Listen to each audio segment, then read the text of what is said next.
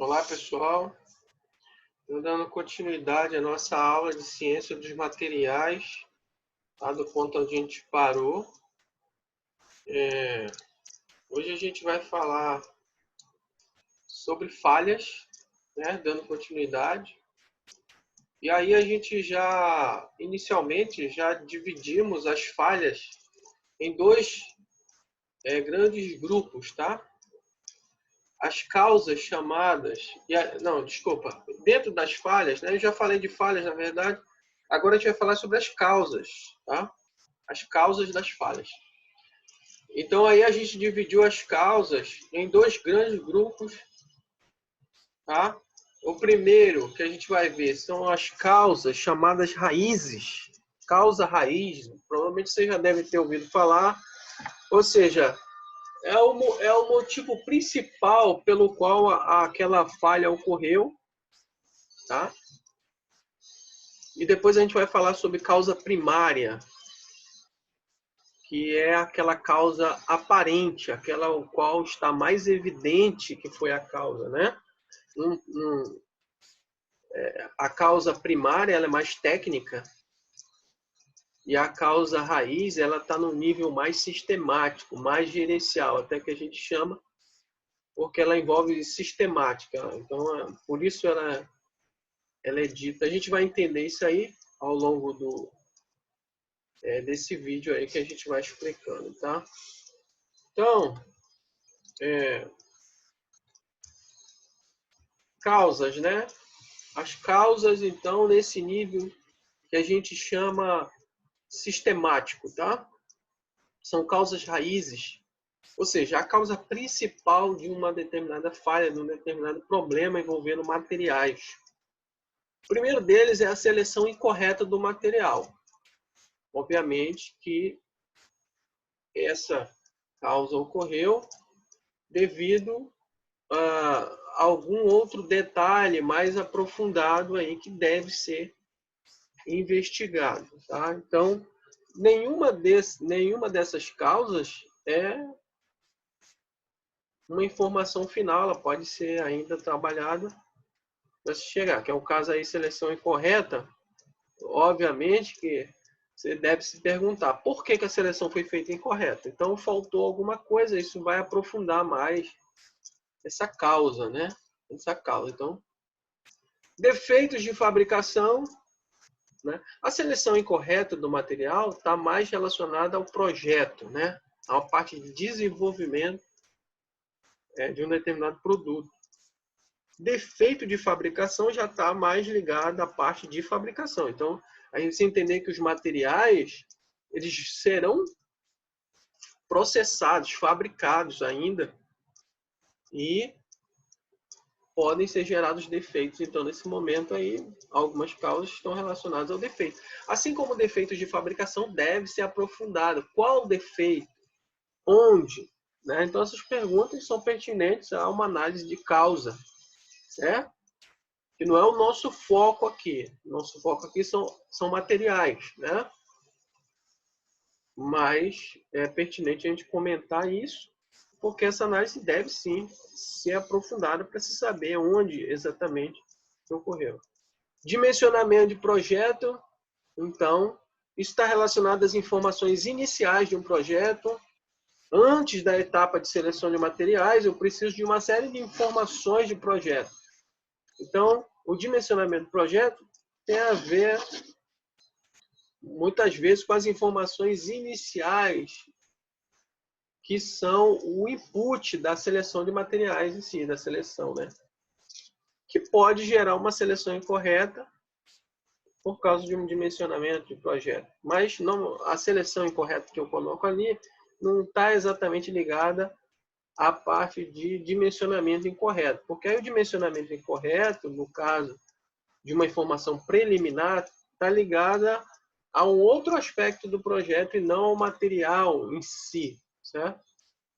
Condições imprevistas de operação. Então, na seleção de materiais, você determina aquelas necessidades que eu comentei, os critérios, né, os requisitos, e com isso as propriedades adequadas para atender esses requisitos, essas necessidades. Então, nesse momento da seleção de material, você determinou quais são as condições de operação, as condições ambientais. Se elas saírem desse escopo do projeto, então você tem condições imprevistas de operação. Tá? Isso pode se relacionar a vários aspectos também, uma análise que deve ser aprofundada aí. Controle inadequado das condições de processamento. Então, tem relação com defeitos de fabricação, certo? É um nível um pouco mais aprofundado de um defeito de fabricação. Eu posso ter um defeito de fabricação por causa de controle inadequado das condições de processamento, tá? Mas eu posso ter defeito de fabricação também por outros aspectos, não só por esse. Então, esse é uma vertente também, um controle inadequado, obviamente que vai... eu já estou aprofundando um pouco essa questão. Então, às vezes, esse controle inadequado também não gera exatamente um defeito, mas uma insuficiência, uma deficiência numa determinada propriedade do material que seja fundamental aí no funcionamento desse projeto, desse componente ao qual está empregado esse material. Certo? Então, isso é que é controle inadequado das condições de processamento, os processos de fabricação em si, os vários processamentos de material devem ser controlados para que seja de acordo com um planejamento de processo. Tá? Então, isso aí normalmente é feito por engenharia de processo, eles têm um controle.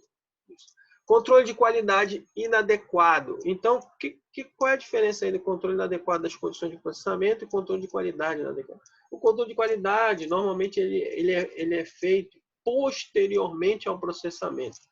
E o controle inadequado das condições de processamento é durante o processamento. Por exemplo, a medição de uma temperatura de um processo que deve... Um tratamento térmico, por exemplo, ele deve ser realizado numa determinada temperatura com uma determinada tolerância, né? De máximo e mínimo. Se eu não tiver um controle daquilo, um sistema de controle, um tipo de avaliação daquilo ali, e essa temperatura aumentar muito ou diminuir muito, e eu não perceber isso pode gerar deficiência de propriedade mecânica, por exemplo, como dureza, resistência mecânica, determinado material, pode ficar prejudicado e não ser percebido isso, né, durante o processamento. Então, vou fabricar todo o material com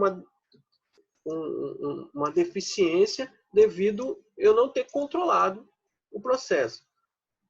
Então, obviamente que esse controle de processo deve ser previamente planejado. O controle de qualidade é feito posteriormente. Então, depois que é fabricado o material, por exemplo, eu fazer uma medição de dureza para saber se aquele tratamento térmico atingiu uma determinada dureza. Então, isso é o controle de qualidade. Ele pode ser feito de uma forma inadequada também. Por exemplo, se eu for medir uma dureza e medir utilizando um método errado, ou um método errado, ou houver algum tipo de falha no equipamento, e aí eu fazer um controle, ou então eu nem fazer esse controle de qualidade, ele foi inexistente. Por exemplo, eu não medir essa dureza para ver se ele atingiu uma determinada propriedade, certo? Então, essa é a diferença aí. Opa. E, por fim, melhorias equivocadas. Por fim, mas não é o fim, pode ter outras, né? Isso aqui são algumas que eu enumerei aí. Isso aqui não é uma coisa exata, então, como eu falei, cada um desses cabe aprofundamento e pode ter mais, e numa determinada análise pode ter menos, certo? Então, isso aqui é uma visão para que vocês tenham essa visão.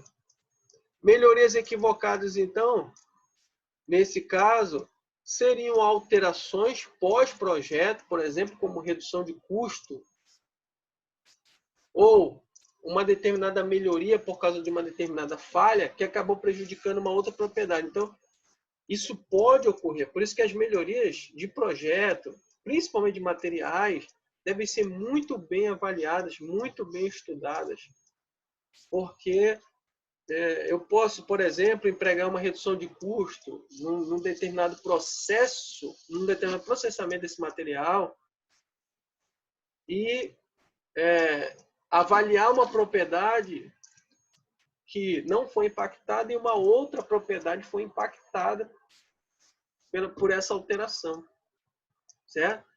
Eu aumentar ou reduzir um determinado elemento químico e isso alterar uma determinada propriedade que eu acabei não percebendo que ia alterar aquela propriedade. Então, ou alterar o próprio material de um projeto para um material de menor custo ou com mais disponibilidade, etc. E isso acabar acarretando um problema posteriormente por causa de necessidades que não foram atingidas, requisitos que não foram atingidos. Então, melhorias equivocadas têm a ver com isso, tá? Então, aqui na sequência, alguns comentários sobre isso, né? Sobre cada um daqueles tópicos. Então, leiam esse material. Seleção incorreta, por exemplo, defeito de fabricação. Aí tem uma breve explicação que seria exatamente isso, para complementar a minha explicação. Dimensionamento incorreto, né? Condições imprevistas de operação, pode ser mau uso, manutenção inadequada, ausência de manutenção, desastres, né? Que podem ocorrer, obviamente, que um projeto não foi dimensionado para um desastre natural, por exemplo, um tufão, para ventos acima de uma determinada velocidade, né? As próprias condições ambientais excepcionais podem acontecer. Ok? Condições de processamento sem controle, né? Sem nível de controle adequado. Também a parte de controle de qualidade, ou equivocada, inexistente, ou melhorias inadequadas, equivocadas também. Tem um exemplo aí. Então, o próximo. Eu vou parar o vídeo aqui, porque já estamos com 12 minutos, 13, para não ficar muito extenso, devido ao tamanho que ele fica no final. Então, depois eu vou dar continuidade com essa segunda parte aí de falhas. Certo? Então, bons estudos e até o próximo